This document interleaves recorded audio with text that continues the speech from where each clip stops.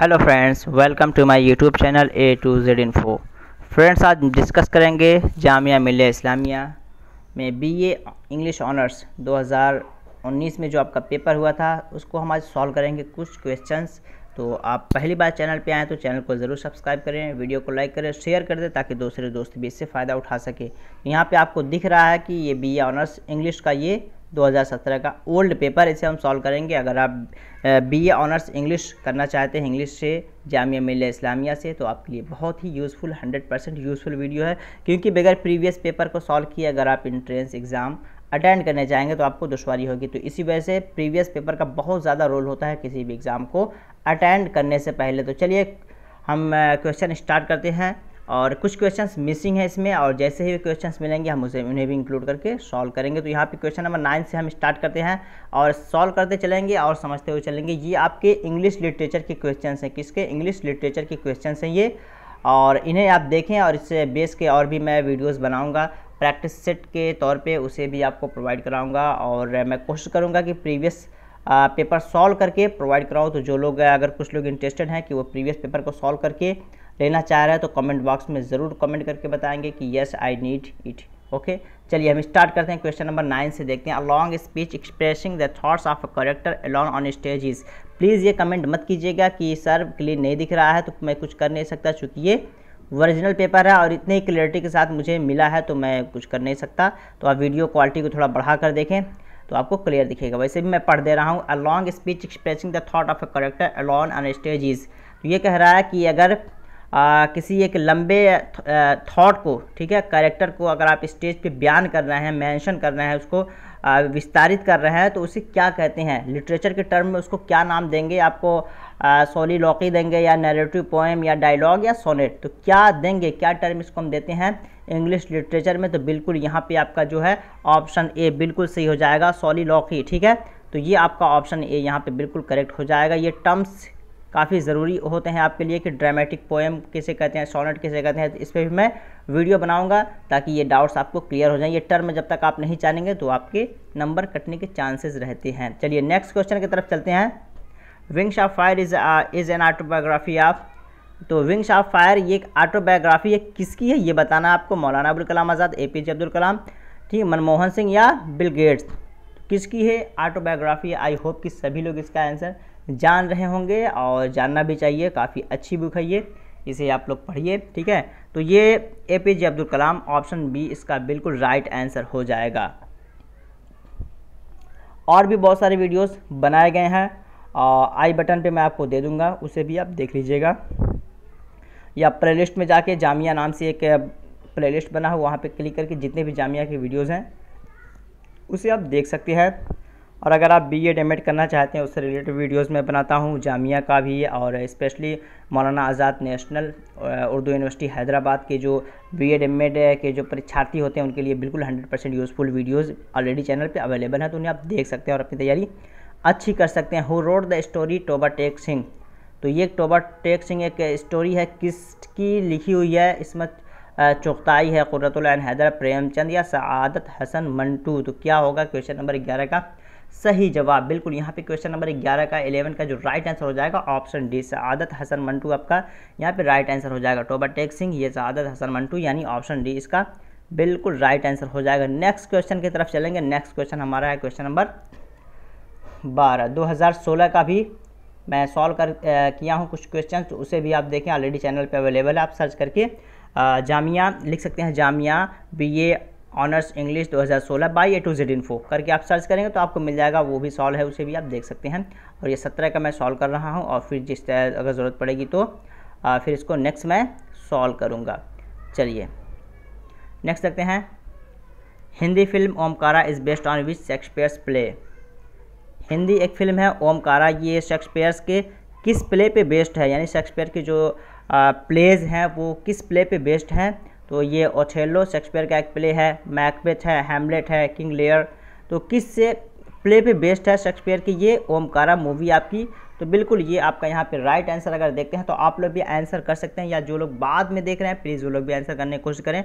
आप पहले वीडियो को पॉज करके आप अपने आंसर करने की कोशिश करें ताकि आपको पता चले कि हाँ आप अपनी प्रिपरेशन कैसी आपकी चल रही है और उसके अकॉर्डिंग आप प्रिपरेशन में फिर और इम्प्रूवमेंट पैदा कर सकते हैं। तो यहाँ पे 12 का राइट आंसर देखते हैं, बिल्कुल ओथेलो जो आपका राइट आंसर हो जाएगा ऑप्शन ए। ठीक है, तो ओमकारा जो मूवी है ये शेक्सपियर के प्ले ओथेलो पे बेस्ड है, तो ऑप्शन ए इसका बिल्कुल राइट आंसर हो जाएगा। नेक्स्ट क्वेश्चन की तरफ चलेंगे। नेक्स्ट हमारा क्वेश्चन है क्वेश्चन नंबर 13।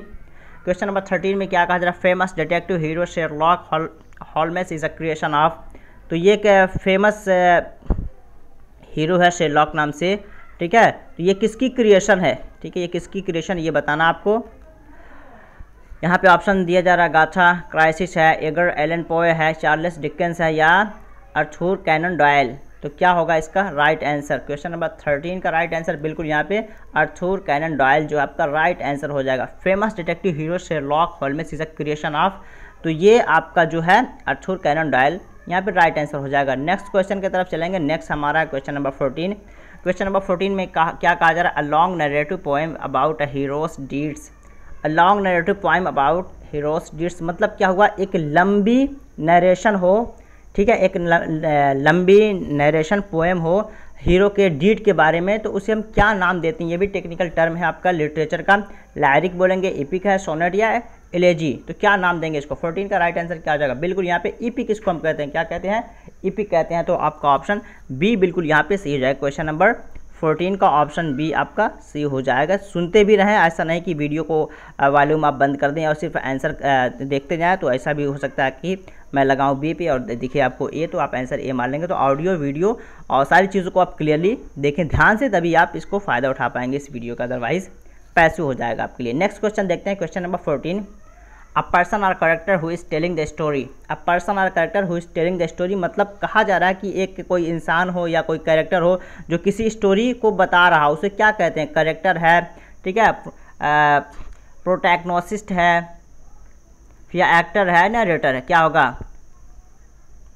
क्या होगा इसका राइट आंसर 14 का। बिल्कुल यहाँ पे 14 का राइट आंसर हो जाएगा ऑप्शन डी, नरेटर। नरेटर किसे कहते हैं, जो किसी चीज़ को नरेट करे, किसी कहानी को बताए, किसी स्टोरी को बताए, नरेट जो करता है उसको हम क्या बोलते हैं, नरेटर। तो ऑप्शन डी आपका यहाँ पे बिल्कुल राइट आंसर हो जाएगा। नेक्स्ट क्वेश्चन की तरफ चलेंगे। नेक्स्ट क्वेश्चन जो हमारा है वो the time and place in which the action of the story takes place.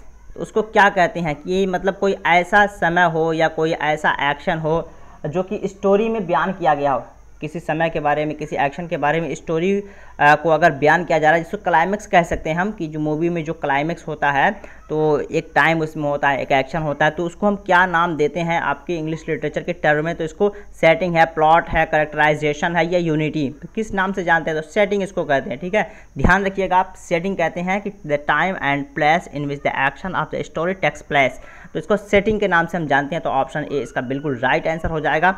Next question की तरफ चलेंगे। नेक्स्ट क्वेश्चन हमारा है क्वेश्चन नंबर 14। क्वेश्चन नंबर 17 में कहा जा रहा है 100 years of solitude was written by, ठीक है, एक बुक कह सकते हैं इसको कि ये एक बुक है, क्या नेम से, what is the name of the book, 100 years of solitude was written by. किसके माध्यम से ये बुक लिखी गई थी, किसके द्वारा, मोरियो वाटगेस, ठीक है, ललोसा या गैब्रियल गार्सिया मार्केज है, कार्लस फर्नांडिस है, डिएगो मैराडोना, क्या होगा इसका राइट आंसर। यहाँ पे अगर देखते हैं 17 का राइट आंसर आपका बिल्कुल यहाँ पे गैब्रियल गार्सिया मार्केस, बी आपका बिल्कुल राइट आंसर हो जाएगा। तो बी इसका क्या हो गया right answer, Gabriel Garcia Marquez. तो 17 का ऑप्शन बी बिल्कुल सही जवाब हो जाएगा। वीडियो अच्छा लग रहा हो तो शेयर ज़रूर करें और लाइक करें, कमेंट करके ज़रूर बताएं कि वीडियो आपको कैसा लगा।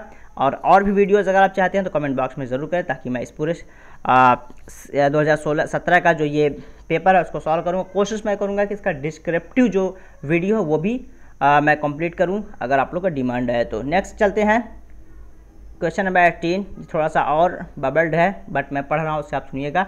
Who wrote the poem I wandered lonely as a cloud. एक पोएम है, क्या नाम है उसका, I wonder lonely as a cloud, ठीक है। इसका मतलब अगर समझना चाहें तो आप समझ सकते हैं। आई वंडर, वर्नर के माने होता है घूमना, भटकना, लोनली कैसे, अकेले, एलोन तने तनहा, एज अ क्लाउड मतलब मैं तने तनहा या अकेला बादल की तरह भटकता रहा। ये एक पोएम आपका है, इसको लिखने वाले कौन है ये बताना। विलियम वुडवर्थ है, जॉन केट्स है, जॉन मिल्टन है या टी.एस. एलियट। तो क्या होगा 18 का राइट आंसर, बिल्कुल विलियम वुडवर्थ, क्या है, विलियम वुडवर्थ आपका राइट आंसर हो जाएगा।